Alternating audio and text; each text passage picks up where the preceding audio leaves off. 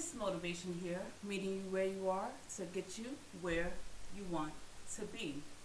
It's 6:30 a.m. here, and I am laced up with my sneakers and heading out the door. I hope you are too.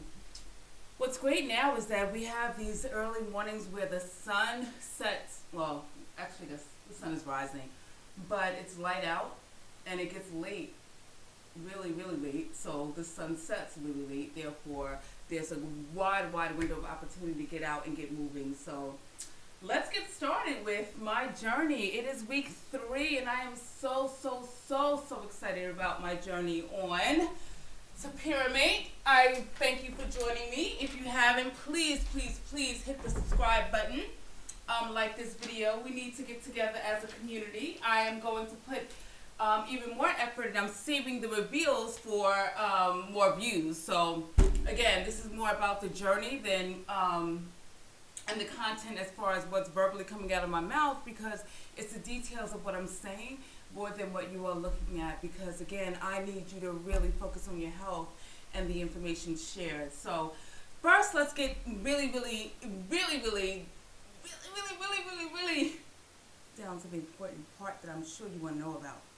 I am 3 pounds down. 3 pounds down in 3 weeks. Is that the best? No. But is it something? Yes, absolutely. 3 pounds down. How am I feeling? Energized. If you can't tell, I am feeling very energized. Still, I would say a 6 to 8. I am feeling where I should still want to get up and clean, as you see, walk, and do enough.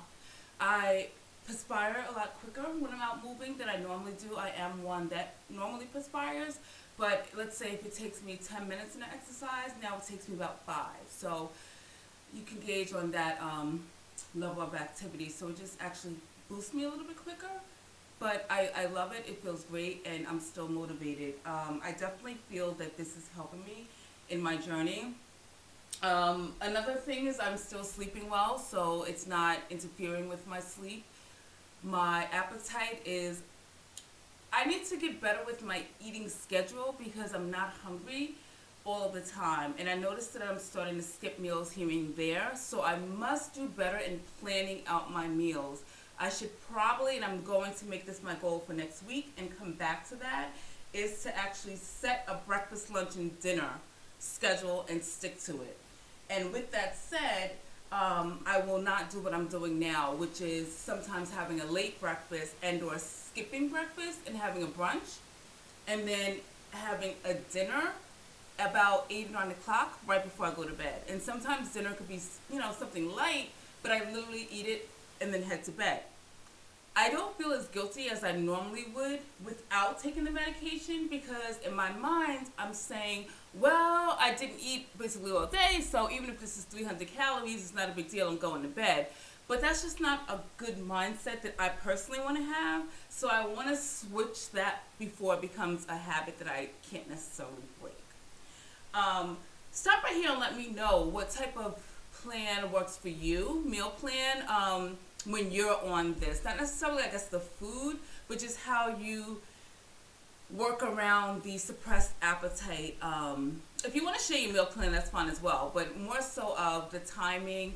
If it suppresses so much that you had to have little snacks throughout the day, like some grapes in the morning, an apple in the afternoon, just to keep your metabolism moving and make your body adjust. If anybody has any suggestions about that, that would be great. Last time I spoke with you, we talked about water. I was drinking water like nobody's business. I was so thirsty, which was good. Again, we talked about the need for intake of water, which you can't go wrong. However, I noticed that has slowed down. I'm still thirsty, but it's more so of, let's say, if I'm going from an elephant or a camel's hump to a puppy, where if you put the water in front of me, I'm like, I'll lap it up, but I'm not running to the refrigerator to get water constantly, if that makes sense. So now I have to put in more of an effort to ensure that I'm getting, let's say, 6 to 8 glasses a day, whereas before I wasn't even concerned because I knew that I was getting water. Now again, remember, between walking and being outside, I should still be thirsty, and I still know that I have to put an effort to getting 6 to 8 glasses a day. You know, so keep that in mind as well. As far as other beverages, I like Diet Coke. I'm not the type that has to have it every single day, but maybe once a week, that's my quote-unquote treat. When I have it, I notice a different taste. I thought it was flat because I had a 2-liter soda, and it was about halfway full, and that lasts me quite some time, but I always make sure that the top is on tight, so it's not a worry. For some reason, I thought maybe the top wasn't on tight. But when I released it, it had the fizz, so I knew that wasn't the case. When I put it in my mouth, it tastes flat. I was like, oh, I don't know about you, but I do not like flat soda. So I noticed that the carbonation tasted like it went away. So what I did was, just to be sure, because you never know, I poured that soda out and went back to the refrigerator. Again, opened it, listened for the sizzle of the carbonation, and poured some more. Saw the bubbles in the the glass before I partaked in the beverage again. And again, it tastes flat. So it has absolutely something to do with me taking that medication. Is that the end of the world? No. Was I satisfied there? No. So I dug a little deeper, and I did realize that other people had this same experience. So that's bad news. The good news is it apparently goes away. Now, do I want to keep drinking Diet Coke or any other beverage I guess someone may experience? Do we want to keep drinking it the next couple of weeks to see, okay, is it going to go away in 2 weeks, 3 weeks? For me, it's not that serious, so I'm going to just, honestly, I'll probably finish this bottle anyway because, like I said, it's almost done. Well, I threw out 2 cups, so maybe 3 cups will be done. I can go through it, honestly. I could throw it out, right? I'll go through it. I'm not going to lie to you. I'm going to go through it. And see, that's my level of honesty. And then after that, I will just not have any more. And maybe I'll have that as something I will revisit in a month or 2. You know, I'm not going to drink it through the month, but I will just say, hey, let's see how Diet Coke tastes in a month. Or I may just stop for like 2 months because it's something that I don't have to have every single month. So that could be, quote unquote, my treat, you know, in 2 months. So that may be something that I may aspire to have later. Isn't that sad that Diet Coke becomes a goal? But listen, that's life sometimes. So what else is going on over here? Well, more so, why don't you tell me how your journey's going? Some of you have been sending me private messages, and I've had some other comments. You are amazing. Everybody has their individual journeys that have been inspiring me. It's so easy to fall off the wagon, if you will, so quickly because food is all around us. We can exercise with an eat or eat mindful. People can get their diet underway but not move. So we all have our individual struggles. Then we have like the emotional piece. There's so much going on in life right now. You know, people are losing their jobs. You know, people are having issues going on in life. You know, the cultural issues. There are, you know, just a lot. You know, and to sit and still focus on these issues, it could go one way. You know, we can use this as motivation to keep pushing through. But some people are coping by eating or coping by doing other things that are also not healthy, you know. And the fact that you're taking the time to listen or watch this video, join me on this journey. Please understand I take none of this for granted, and I appreciate you being here. And believe me, I'm with you. I'm with you. The world is not in a good place right now, and it's something that we all have to push through. We will get through. But in the meantime, again, without our health, what do we have? You know, we need to be able to get up, get out of bed. That takes a lot of mental energy in itself.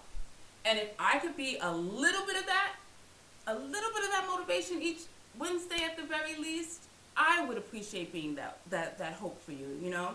I have no problem, you know, giving a little bit of motivation in these videos as well. Again, my focus primarily was to bring you, or is to bring you rather, on my journey with Topiramate, because this is the first time I'm taking this medication. And like I said in a previous video, I've never had this medication before, and you know, I just wanted somewhere on YouTube that I can go and learn more about it. And I know it's always great to follow someone's journey while they're doing it so that you can kind of compare and see if it works. Because sometimes people take the medication, they stay on it for like a week or two, and then nothing happens. Sometimes they come back, and then you hear like, 20 pounds, and then, but it's my goal to stay long term because, after a year what happens? Like phentermine, perfect example. If I knew if you take a break from phentermine and then come back and it doesn't work the same, I would not have stopped. I loved phentermine. Phentermine to me is an amazing appetite suppressant. Again, to each his own. I am not promoting, and like I said in every video, it is your own choice. I am not a doctor, and I am not recommending anything, okay? Seek your own doctor's advice and make your own choices, okay? Again, that is something I'm making clear in every video. This is my own advice, my own personal stories that I'm sharing with you. Again, my own personal situation. Sorry, not advice. And with that said, I would have stayed on it because the weight loss was great. I was able to sustain it and everything like that. And even if I was able to wean down to a half a pill, I was still able to maintain it.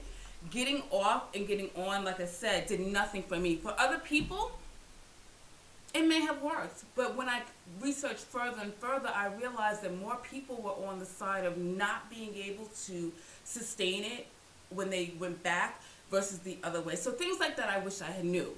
So far with Topiramate, I want to be able to get on it, track it, hopefully long term, and be that example not only for myself, but like I said, in a year, see if it's something that I could at least help others on this journey, or share it with somebody that if they're thinking about it, they can use it as a decision maker. So again, after they seek the advice of their own medical professional, after they do their own research, and after they make their own choice to decide if this is the route they want to go. Again, I am not a doctor.